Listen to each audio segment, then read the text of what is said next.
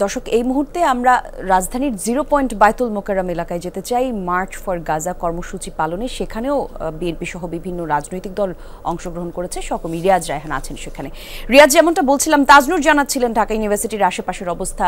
অসংখ্য মানুষের সমাগম আমরা দেখতে পেলাম। আপনি যেখানে আছেন সেখানকার সড়কের অবস্থা কি দেখছেন আমাদের জানাবেন, এবং যারা আসলে এই কর্মসূচিতে অংশগ্রহণ করতে এসেছে তাদের মূল বক্তব্য কি, আইন শৃঙ্খলা বাহিনী কতটা তৎপর, সবকিছু নিয়ে একটু আমাদেরকে জানাবেন।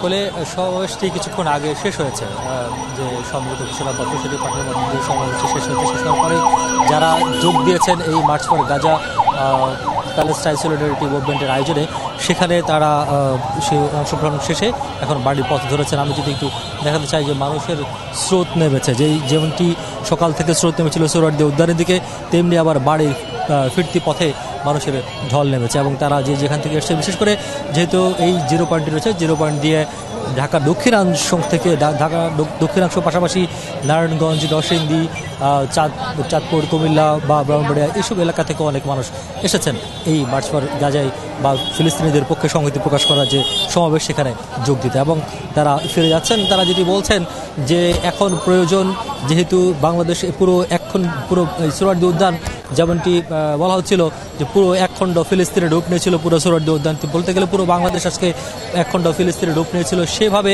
যদি বিশ্বের বিভিন্ন প্রান্তে যেসব মুসলিম দেশগুলো রয়েছে, পাশাপাশি অন্যান্য যে শক্তিধর দেশগুলো রয়েছে, তারা যদি এইভাবে ফিলিস্তিনের পক্ষে সংহতি প্রকাশ করে এবং ইসরায়েলের যে আগ্রাসন, সেই আগ্রাসনের বিরুদ্ধে প্রতিবাদ বা ইসরায়েলের আগ্রাসনের বিরুদ্ধে যদি ব্যবস্থা নেওয়া শুরু করে, তাহলে হয়তো ফিলিস্তিনের যে নিরপরাধ বা নিরীহ মানুষজনের উপর যে নির্বিচারে গণহত্যা, সেটি বন্ধ করা সম্ভব। এবং এই জন্য জাতিসংঘ সহ যেসব সংস্থা রয়েছে, সেসব সংস্থাগুলোকে এগিয়ে আসার জন্য আহ্বান জানিয়েছেন এবং দাবি জানিয়েছেন। আর পাশাপাশি আইনশৃঙ্খলা যদি কথা বলি, যে আপনি দেখতে পাচ্ছেন যে আশপাশে শুধু 0 পয়েন্ট নয়, ঢাকা শহরের গুরুত্বপূর্ণ সড়ক এবং পয়েন্টগুলোতে সেনাবাহিনীর র্যাব, পুলিশ সহ আইনশৃঙ্খলা বাহিনীর বিভিন্ন সংস্থার সদস্য এবং বিপুল পরিমাণ সদস্য মোতায়েন করা হচ্ছে এবং তারা কঠোরভাবে সেটি নিয়ন্ত্রণ করছে। সকাল থেকে আমরা যেটি দেখেছি, কোনো ধরনের বিশৃঙ্খল পরিস্থিতি সৃষ্টি হয়নি। সম্পূর্ণ সুষ্ঠু এবং শান্তিপূর্ণ পরিবেশে আজকে যে সমাবেশ সেটি শেষ হয়েছে। এবং শেষ হওয়ার পরে এবং মানুষের যে ফিরতি পথে যাতে কোনো ধরনের ভোগান্তি না হয়, তাতেও তারা তৎপর রয়েছেন। এবং কোথাও যাতে যানজটে মানুষ আটকা পড়ে না থাকে বা মানুষের দুর্ভোগ না বাড়ে, সেই জন্য তারা চেষ্টা করছেন এবং তৎপর রয়েছেন। মানুষ দেখছেন, মানুষের স্রোত দেখতে পাচ্ছেন নিশ্চয়ই, তারা এই পথ দিয়ে যাচ্ছেন। তবে যারা সমাবেশে এসছেন তারা বলছেন যে এই যে পুরো জাতির একত্রিত হওয়া এবং পুরো জাতির যে একই সমস্যারে কাঁধে কাঁধ মিলিয়ে এক কাতারে দাঁড়ানো, এটি একটি বড় ধরনের সাম্যের বার্তা দেয়। এবং এটি বলা হয় যে কোনো অন্যায়ের বিরুদ্ধে, যে কোনো নির্যাতনের বিরুদ্ধে পুরো জাতি যদি এক হয়, তাহলে আসলে অপশক্তিকে সহজেই রুখে দেওয়া সম্ভব। এবং সেটি আবারও প্রমাণ করেছে বাংলাদেশ। এবং এই পুরো বাংলাদেশের সব ধরনের জাতি, ধর্ম, বর্ণ নির্বিশেষে এবং সব দল মতের ঊর্ধ্বে উঠে সবাই এই যে অনুষ্ঠান, যে সমাবেশ, সেই সমাবেশে তারা অংশ নিয়েছে।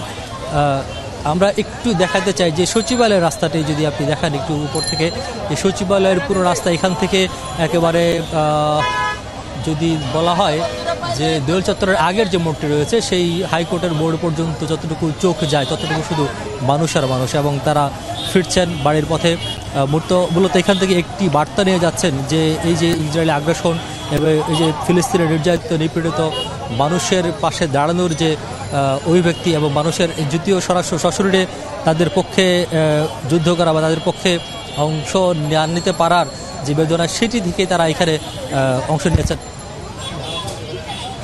নিয়েছেন এবং বলছেন যে ভবিষ্যতেও এই ধরনের যদি যেসব জাতিগোষ্ঠী বা মুসলিম উম্মার যে কোনো বিপদে, যে কোনো এই ধরনের সহিংস বা এই ধরনের নির্যাতন বা নিপীড়নের যখন যদি কোনো ঘটনা ঘটে, তখন তারা বাংলাদেশ আবারও এই ধরনের যে সংহতি সমাবেশ, এই সংহতি সমাবেশ করবে। এবং সেখান থেকে একটি বার্তা পুরো বিশ্বকে দিতে চায় যে বাংলাদেশের মতো অন্যান্য মুসলিম বিশ্বের প্রতি তাদের একটি ক্ষোভ রয়েছে। এবং যারা আসছেন, সে একটি উল্লেখযোগ্য বিষয় হচ্ছে মুসলিম বিশ্বের অনেক দেশের প্রতি যারা ক্ষোভ রয়েছেন, তারা বলছেন যে বাংলাদেশ যেভাবে গর্জে উঠেছে, বাংলাদেশ যেভাবে সংহতি প্রকাশ করেছে, তারা এই ধরনের তাদের শক্তি দেওয়ার মুসলিম দেশগুলো যদি এভাবে গর্জে উঠতো বা তাদের যদি যেসব পদক্ষেপ প্রয়োজন ছিল সেটি যদি নিত, তাহলে হয়তো নিরপরাধ ফিলিস্তিনিদের উপর যে আগ্রাসন সেটি বন্ধ করা সম্ভব।